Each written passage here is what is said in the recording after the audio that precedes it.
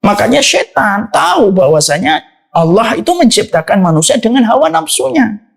Ketika setan tahu penciptaan manusia, bahwasanya manusia memiliki hawa nafsu, maka setan memanfaatkan hawa nafsu manusia karena hawa itu kecondongan. Kecondongan kepada apapun itu namanya hawa nafsu. Maka kecondongan itu yang akhirnya dipakai oleh setan ketika setan itu mengkudeta hati manusia dengan hawa nafsu. Lalu hawa nafsu itu mengendalikan kehidupan manusia. Sehingga akhirnya apa? Ya semuanya tentang hawa nafsu. Tapi hikmah terbaik, kenapa Allah itu memberikan kepada kita? Kenapa Allah itu memberikan kepada kehidupan manusia itu hawa nafsu? Karena sesungguhnya penciptaan hawa nafsu untuk menguji manusia. Diciptakan hawa nafsu untuk tidur. Tapi Allah selipkan dong hawa nafsunya. Gimana kamu bisa bangun? Tidak. Ketika sepertiga malam, kantuknya begitu berat. Maka Allah mencari warrior. Allah mencari pejuang-pejuang yang mereka itu melawan hawa nafsunya. Dia bangun.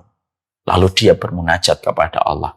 Dia jadikan hawa nafsunya menjadi bawahan dan menjadi bangsa jajahan bagi dia. Dia punya nafsu. Dia tidur di awal isya. Dia mempergunakan nafsunya untuk tidur. Dan itu fitrah kalau sudah dipakai untuk tidur.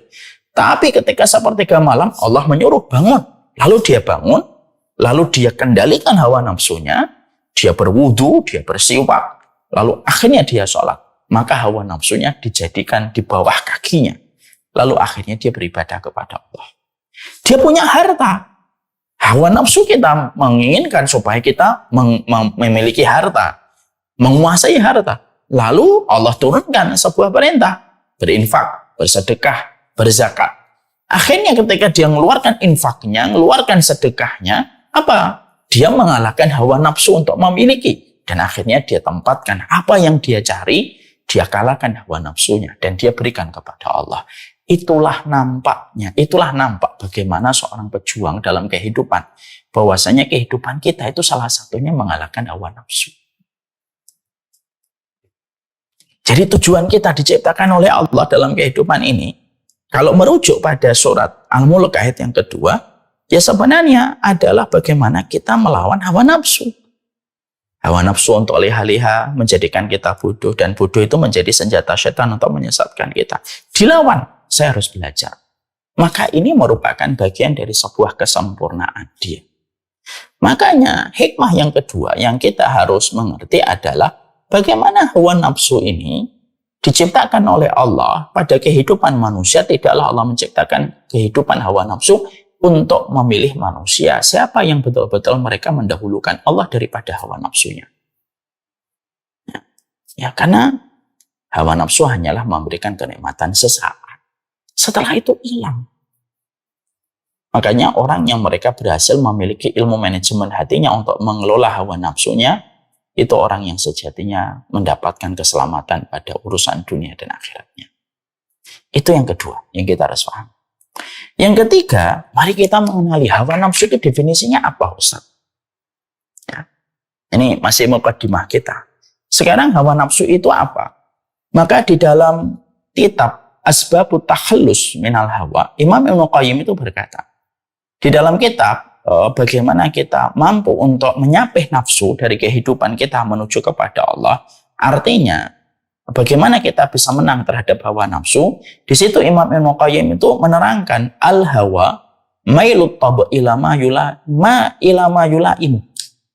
Yang dinamakan hawa, hawa itu sesuatu kecondongan jiwa kita kepada apa yang diinginkan. Jadi pengertian dari hawa nafsu itu adalah kecondongan hati kepada apa yang diinginkan. Mailut tabai ilama yulaimu. Kecondongan hatinya untuk melakukan sesuatu yang dia ingin. Itu namanya hawa nafsu. Pengen makan. Lalu kita mikir kan, misalkan makan malam. Misalkan kita makan jam 5 terakhir. Kita berpikir, saya harus makan nih. Mikir makan apa ya? Ini adalah kecondongan hatinya kepada sesuatu yang dia inginkan. Ini namanya hawa nafsu. Ada seorang laki-laki ketemu seorang akhwat. Proses. Lalu saya ingin menghalalkan itu. Maka ini namanya hawa nafsu tetapi diarahkan kepada petunjuk. dia menikahi dengan cara yang baik, tidak mengajak pacaran, tidak mengajak ketemuan di jalan, tidak mengajak ketemu di hotel, tapi mengajaknya ta'aruf dengan cara yang benar. Itu hawa yang mendorong dia kepada sesuatu yang dia inginkan. Makanya maaf ya, kalau dari pengertian Imam Ibnu Qayyim ini, ada orang ingin satu barang, lalu keinginan itu ada ketika dia melihat, lalu membuat gugusan keinginan, membuat keinginan, itu sebenarnya hawa nafsu. Saya pengen beli ini, itu hawa nafsu. Akhirnya pikirannya tertuju kepada barang itu, terus sampai barang itu dia miliki. Itu pun disebut sebagai hawa nafsu. Mailut tabai ila ma yulaimuhu. Kecondongan hati untuk mendapatkan apa yang diinginkan. Itulah yang disebut dengan hawa. Maka sesungguhnya, karena dikatakan oleh Imam Ibnu Rajab, bahwasanya waqad yutlaqul hawa bima'na al-mahabbah wal mail mutlaqan. Tapi hawa nafsu itu tidak condong selamanya dalam kondisi yang negatif. Kadang-kadang condong kepada sebuah kecondongan, penyebutan hawa itu dengan makna cinta dan kecondongan. Baik kepada kecondongan kepada kebenaran, itu juga sebenarnya itu hawa. Jadi hawa nafsu itu terkadang bisa bermakna negatif, bisa bermakna positif, tergantung hatinya itu dicondongkan kemana. Ada orang yang memang fitrahnya itu dari kecil karena orang tuanya baik, orang tuanya sholih, orang tuanya menjaga dari berbagai macam yang haram. Akhlaknya itu akhirnya diberikan kecondongan hati kepada perkara-perkara kebenaran yang dicintai oleh Allah. Selaras kecintaannya kepada apa yang dicintai oleh Allah. Itu pun sebenarnya hawa. Karena apa? Condong kepada cinta, artinya memiliki makna kecondongan dan cinta. Baik itu kepada kebenaran atau kepada sesuatu yang merusak. Jadi di situ akhirnya kita akan menemukan bahwasanya hawa nafsu itu tidak selamanya negatif. Walaupun celaan kepada hawa nafsu itu kebanyakan kepada sesuatu yang tercela. Tapi dari sudut pandang definisi, sebenarnya hawa nafsu itu ada sesuatu yang condong kepada kebenaran, lalu mengikuti kebenaran itu sebenarnya condong itu hawa, kepada kebenaran akhirnya menjadi sebuah ketaatan dan kebaikan. Makanya akhirnya Imam Asy-Sya'bi, salah satu ulama besar dari kalangan tabi'in, mengatakan, Asy-Sya'bi itu berkata, hawa nafsu dikatakan al-hawa karena menjerumuskan pemiliknya ketika memperturutkan terus apa yang ada pada dirinya itu kepada sebuah neraka. Makanya kebanyakan orang ketika masuk neraka berdasarkan hawa nafsunya kan.